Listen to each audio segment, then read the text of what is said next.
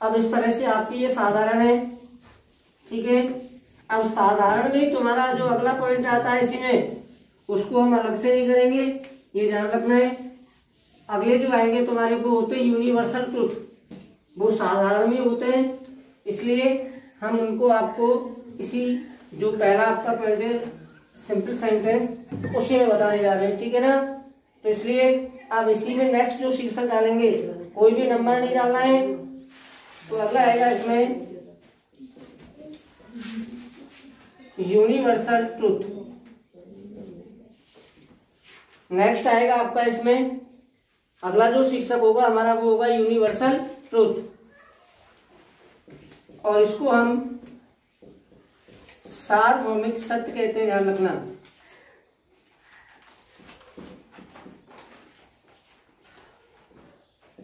ये आपका अगला टॉपिक है, इसी में ही सिंपल सेंटेंस में, साधारण में, यूनिवर्सल ट्रुथ, सार्वभौमिक सत्य। आप देखिए सबसे पहले कि जो तुम्हारे यूनिवर्सल ट्रुथ होते हैं, जो सार्वभौमिक सत्य वाले वाक्य होते हैं, वो क्या होते हैं, किस तरह से हम पहचानते हैं कि भाई ये आरएस वाला वाक्य हमारा यूनिवर्सल ट्रुथ है। तो ध्यान से कि आपका जो आरएस वाला वाक्य होता है, उस आरएस वाले वाक्य में यदि 3 चीजों के बारे में दिया हुआ होता है, क्या कि या तो कोई भी सार्वभौमिक सत्य, या आपका कोई भी आदर्श संबंधी नियम, या फिर कोई भी ऐतिहासिक घटना,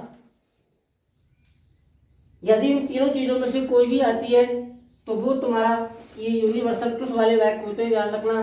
जैसे सार्वभौमिक सत्य होता है आपका क्या, कि जिस तरह से पृथ्वी होती है, पृथ्वी सूर्य के चारों ओर चक्कर लगाती है, इसके साथ साथ अपनी धुरी पर भी घूमती है, या फिर सूर्य हमेशा पूरब से निकलता है, ये सार्वभौमिक सत्य होता है। ऐसी चीजें आती हैं। या आदर्श संबंधी नियम में क्या आता है सुनिए, कि जैसे 2 और 2 कितने होते हैं, 4 होते हैं, प्लस हमारी आदत होती है खाना, ये भी एक आदत संबंधी में आता है। और जैसे कुत्ते होते हैं, तुम्हारे कुत्ते हमेशा रात को भौंकते हैं, ये भी उनकी एक आदत होती है, तो ये आदत संबंधी में आता है। ऐतिहासिक घटना क्या होती है कि मान लीजिए जैसे इतिहास में जो समय निकल चुका है, जैसे ताजमहल है, ताजमहल में एक ऐतिहासिक घटना है, बहुत सारे युद्ध हुए, तो वो भी ऐतिहासिक घटना है। तो इस तरह से यदि इनसे संबंधित कोई भी चीज आती है तो वो हमारे यूनिवर्सल ट्रुथ में आती है, ध्यान रखना। तो इस तरह से अब इसकी डेफिनेशन तुम्हारी क्या होगी वो देखेंगे। अब देखो इसकी डेफिनेशन होगी कि यदि आरएस वाले वाक्य में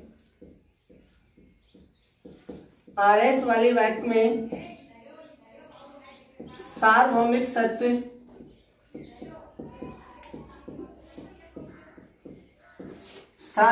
सत्य, आदत संबंधी नियम, सार्वभौमिक सत्य, आदत संबंधी नियम, या किसी ऐतिहासिक घटना का, या किसी ऐतिहासिक घटना का वर्णन किया गया हो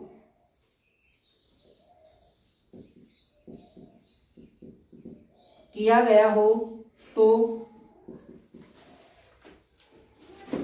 ऐसे वाक्य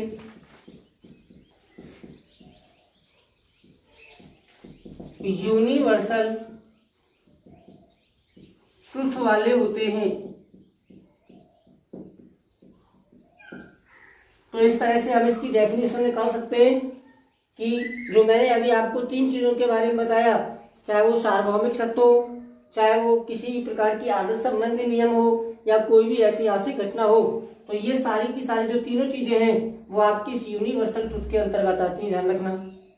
अब आपको हमें इतना मालूम पड़ गया कि जब आरएस वाला वाक्य हमारा यूनिवर्सल ट्रुथ वाला होता है तो इन वाक्यों को किस तरह से चेंज करते हैं, किस तरह से इन वाक्यों को हम बदलेंगे इनडायरेक्ट स्पीच में, तो उस पर ध्यान देंगे।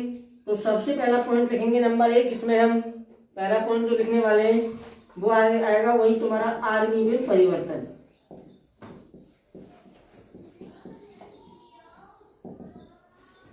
नंबर 1 पहला पॉइंट आएगा इसमें आरबी में परिवर्तन। अब देखिए किस तरह से हम आरबी में जो सैड या सैड टू होता है उसको चेंज करते हैं। यदि आरएस वाला वाक्य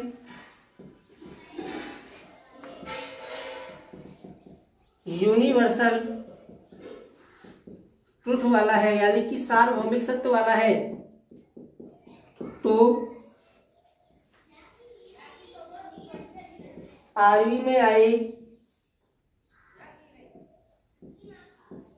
सैड या सैड टू, तो आरबी में आई सैड या सैड टू को कर्म के होने पर, सैड या सैड टू को कर्म के होने पर टोल्ड में बदल देते हैं। वही है, ध्यान रखना है कि यदि आरएस वाला वाक्य हमारा यूनिवर्सल ट्रुथ वाला है और आरई वाले वाक्य में सैड या सैड टू के बाद ऑब्जेक्ट दिया हुआ है, तो हम उस सैड या सैड टू को टोल्ड में चेंज कर देंगे। और यदि मान लीजिए उस वाक्य में सैड या सैड टू के बाद ऑब्जेक्ट नहीं है, कर्म नहीं है, तो फिर हम सैड या सैड टू को टोल्ड में नहीं बदलेंगे, सैड का सैड ही लिखेंगे। तो इस तरह से हम सैड या सैड टू को चेंज करते हैं। अब इसमें दूसरा पॉइंट आता है आरबी एवं आरएस को जोड़ना, यानी कि combined into reporting verb and reported speech. देखिए आरबी और आरएस को हम किस कनेक्टिव के द्वारा जोड़ते हैं। यदि आरएस वाला वाक्य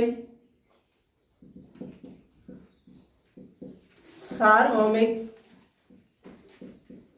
सत्य वाला है, तो दोनों वाक्यों को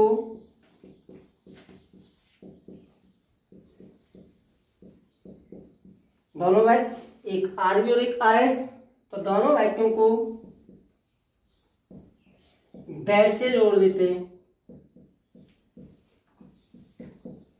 ये ध्यान रखना है।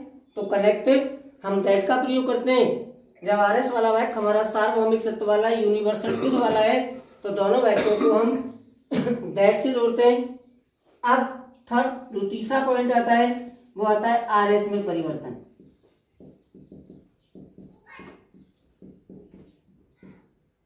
कि किस तरह से हम रिपोर्टेड स्पीच वाले वाक्य में चेंज करते हैं। देखिए एक बार मैं आपको बता देता हूं कि जब आरएस वाला वाक्य सार्वभौमिक सत्य वाला होता है, यानी कि जब उसमें ये तीनों चीजें दी हुई होती हैं, तो हम ऐसे जो आरएस वाले वाक्य होते हैं उन आरएस वाले वाक्यों में कोई भी चेंज नहीं करते। ध्यान रखना है, जैसा हमारा वाक्य होता है आरएस वाला वाक्य उसको बिल्कुल सेम उतार देते हैं, उसमें किसी भी प्रकार का कोई भी परिवर्तन नहीं करते हैं। यदि आरएस वाले वाक्य में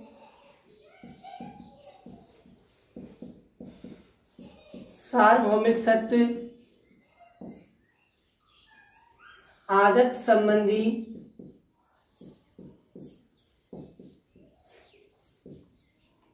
नियम या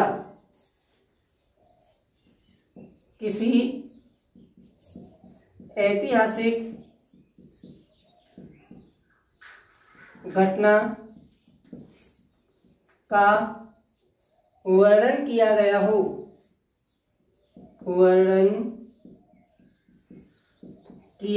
हो तो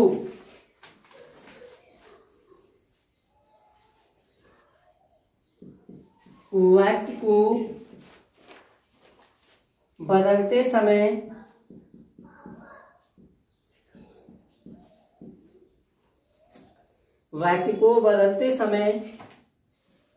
कोई भी परिवर्तन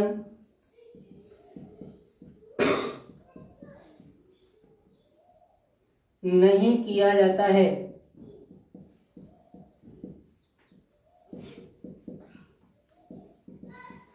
तो ये ध्यान रखना है कि जब RS वाले वाक्य में या तो आपकी कोई भी सार्वभौमिक सत्य की घटना आती है, या कोई भी आदर्श संबंधी नियम आता है, या किसी ऐतिहासिक घटना का वर्णन किया गया है, तो जो हमारे RS वाले वाक्य होते हैं जब उनको हम इनडायरेक्ट स्पीच में चेंज करते हैं, तो इस प्रकार के वाक्यों में हम कोई भी परिवर्तन नहीं करते हैं।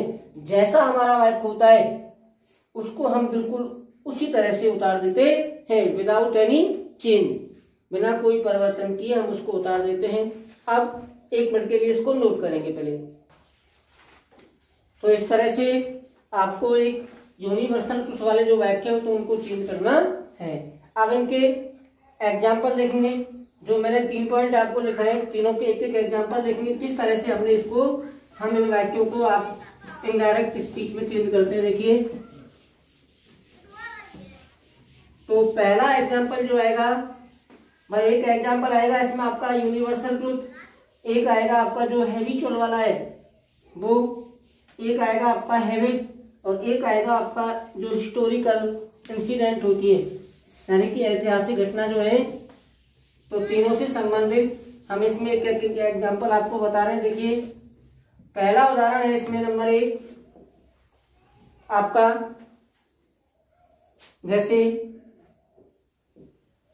माई फादर सेड टू मी,